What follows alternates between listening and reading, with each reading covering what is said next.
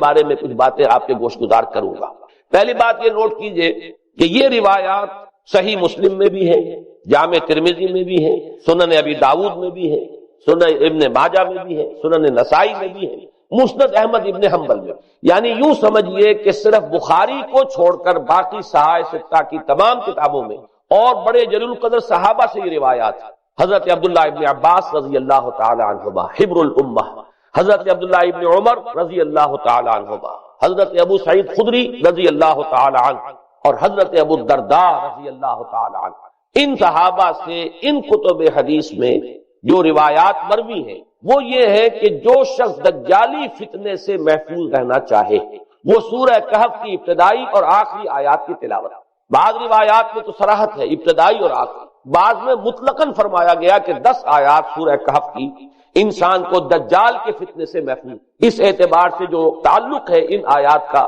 دجالی فتنے کے ساتھ وہ گویا کہ احادیث صحیحہ سے ثابت ہے۔ نمبر 2 بات جو اب میں عرض کرنا چاہتا ہوں وہ یہ ہے کہ احادیث نبویہ ہی سے دجالی فتنے کے بارے میں جو باتیں ہمیں معلوم ہوتی ہیں وہ کیا ہے، دجال کے کیا اوصاف ہوں گے، کیا خصائص ہوں گے، دجالی فتنے کے کیا مظاہر ہوں گے، کیا آثار ہوں گے، کیا اثرات ہوں گے۔ اس کی وضاحت میں پہلے تو ایک بات نوٹ کر لیجئے،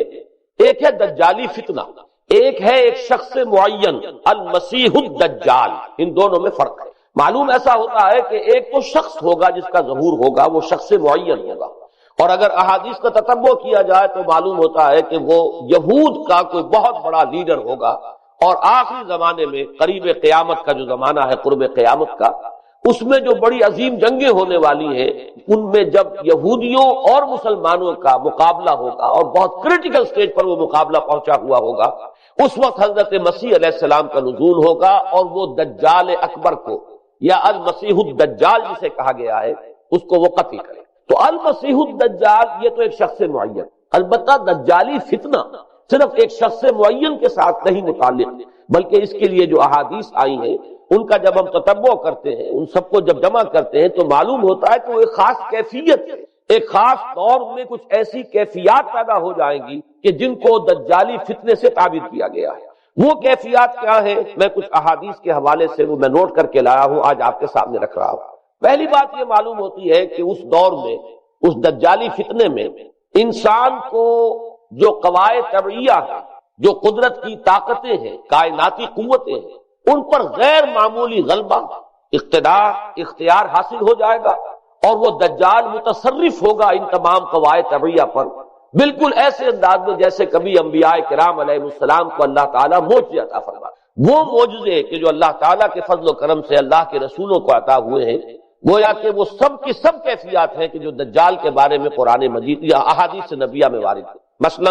پہلی بات یہ بتائی گئی کہ اس کے لیے فاصلہ بے معنی ہو کر رہ جائے گا، انتہائی تیز رفتاری ہوگی جو اسے حاصل ہوگی۔ چنانچہ الفاظ یہ ہے کالغیث سے استدبرت بردی، وہ ایک ایسے طوفان کے مانند جو ہے وہ سیلاب آئے گا کہ جیسے کوئی بہت زوردار آندھی جو ہے اس کے ساتھ طوفان آیا کرتا ہے۔ آپ سائیکلون کا تصور کیجئے کہ جس طریقے سے وہ ایک انتہائی تیز رفتار ہوا جو ہے وہ طوفان کو لے کر آتی ہے، اس طور سے وہ فتنہ پھیلے گا۔ ایک اور حدیث میں الفاظ ہے فلا تدع قریۃ الا حبطتھا فی 40 لیلہ، یہ مسلم شریف کی روایت ہے حضرت نواس بن سمعان رضی اللہ تعالی عنہ۔ کوئی قریہ تک نہیں چھوڑے گا دنیا کی کوئی آبادی چھوٹی سے چھوٹی جس میں وہ نہیں پہنچ جائے گا 40 دن کے اندر اندر۔ یہ اس کی تیز رفتاری کا عالم ہوگا، گویا کہ میں تعبیر کر رہا ہوں اسے ان الفاظ سے کہ فاصلہ بے معنی ہوگا۔ اسی کے ضمن میں بعض اور روایات آئی ہیں، سواری جو ہے اس دجال کی اس کو گدھے سے تعبیر کیا گیا ہے، اس لیے کہ ظاہر بات ہے اس دور میں اور کسی شے کا اگر تذکرہ کیا جاتا ہوائی جہاز کا یا راکٹس کا تو وہ تو لوگوں کی سمجھ میں نہ آتا، اور پہلے انہیں ساری سائنس پڑھانی پڑتی تب وہ الفاظ استعمال کرتے، لہذا وہ اس کا خچر، اس کا جس پر سواری ہوتی ہے، لیکن اس کی تیز رفتاری کے لیے الفاظ آئے ہیں کہ اس کا ایک قدم اگر مکے میں ہوگا تو دوسرا قدم شام میں جا کر پڑے، اور الفاظ یہ آئے ہیں کہ اس کے دونوں کانوں کے درمیان فاصلہ جو ہے وہ 40 باع کا یعنی 80 ہاتھ کا ہو، بلکہ حضرت علی رضی اللہ تعالیٰ عنہ کے خطبے میں جو اس کا بیان ہوا ہے کہ اس کا ایک کان جو ہے وہ 30 ہاتھ لمبا کان ہوگا اس کا۔ ابھی ذرا یہ صرف احادیث آپ سنتے جائیے، پھر اس کے بارے میں ان سب کو جوڑ کر جو ہمیں نتیجہ نکالنا ہے اس پر گفتگو بعد میں ہو۔ اسی طرح آواز کا معاملہ کہ اس کی آواز 4 دانگ عالم میں بیک وقت سنی، الفاظ یہ ہے ینادی بصوت لہو یسمع لہو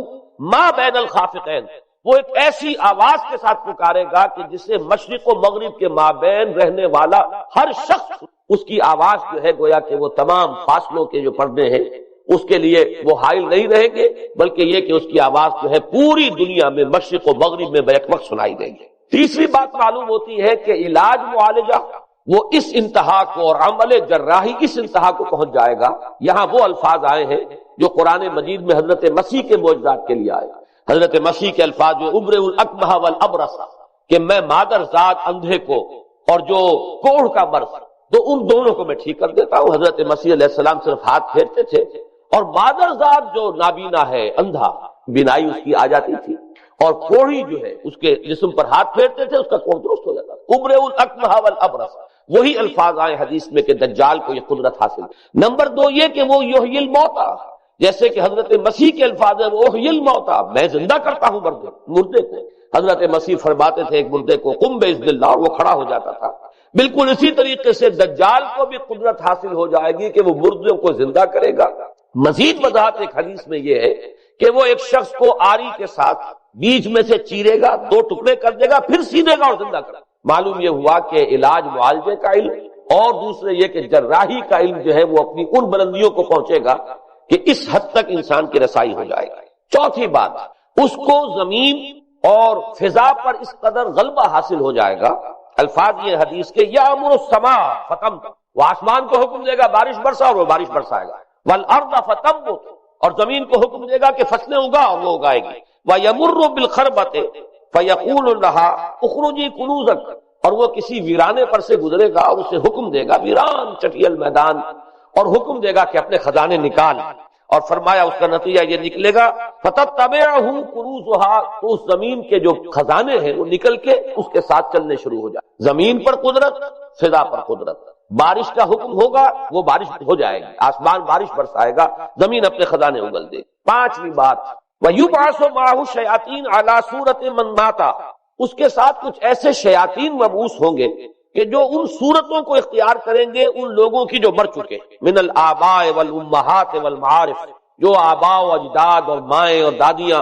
اور جو بھی جان پہچان والے لوگ ہیں جو فوت ہو چکے ہوں گے، وہ ان کی صورت اختیار کریں گے۔ فَتَأْتِيَ أَحَدَهُمْ فَيَقُولُ أَلَسْتُ فُلَانًا أَلَسْتَ تَعْرِفُنِي، پھر وہ آئے گا اور وہ شیاطین آئیں گے اور انسان سے کسی سے بات کریں گے، کیا تم مجھے نہیں پہچانتے؟ کیا میں تمہارا فلاں رشتہ دار نہیں ہوں؟ اپنی نشانیاں بیان کریں گے اور لوگ پہچانیں گے۔ یہ وہ احادیث ہیں کہ جن کا جو نتیجہ نکلتا ہے اس کو پہچان لیجئے۔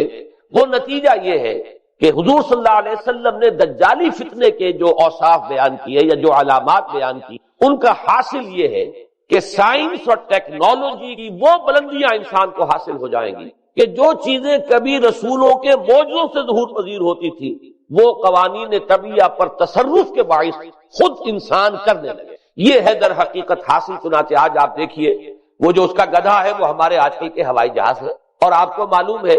کہ یہ رڈار جو ہے ان کے ہوائی جہازوں کے یہ بالکل اینڈز پر ہوتے ہیں، ان کے بازوؤں پر، اور یہی ان کے کان ہیں، انہی سے انہیں وہ معلومات حاصل ہوتی ہیں۔ خود ان کی لمبائی چوڑائی جو ہے وہ کتنی ہے، اور پھر یہ کہ ان کے درمیان فصل جو ہے وہ 80 ہاتھ کا یا 40 باہ کا وہ موجود ہے، اور جہاز کی ایک اڑان اب تو کہیں بات پہنچ گئی کہ آپ کو معلوم ہے کہ پوری دنیا کے گرد بھی ایک جہاز جو ہے وہ چکر لگا لیتا ہے چند گھنٹوں کے اندر۔ لیکن یہ ہے کہ عام جو رفتار ہے اس میں بھی ایک پڑاؤ سے دوسرے پڑاؤ تک، ایک جگہ سے جس کو ہاپ کرنا کہتے ہیں، یہ بھی کم سے کم 500-700 میل کا عام طور پر سفر جو ہے وہ جہاز طے کر رہا ہے۔ اسی طریقے سے ہماری جو سائنس کی خاص طور پر جو طبی سائنس ہے، اب اس میں جس طریقے سے کہ زندہ رکھا جاتا ہے انسانوں، اور وہ ویجیٹیبل چاہے کہا گیا ہے ان کو ہیومن ویجیٹیبل، لیکن یہ کہ دل کی دھڑکن بھی چلائے جا رہے ہیں، خوراک بھی پہنچا رہے ہیں، آدمی جو ہے وہ زندہ سال ہر سال تک زندہ پڑا رہا ہے۔ اور یہ کہ سرجری بعض جانوروں پر تو یہ بات ہو چکی ہے کہ کاٹے گئے ہیں اور پھر ان کو سی دیا گیا ہے، جوڑ دیا گیا ہے۔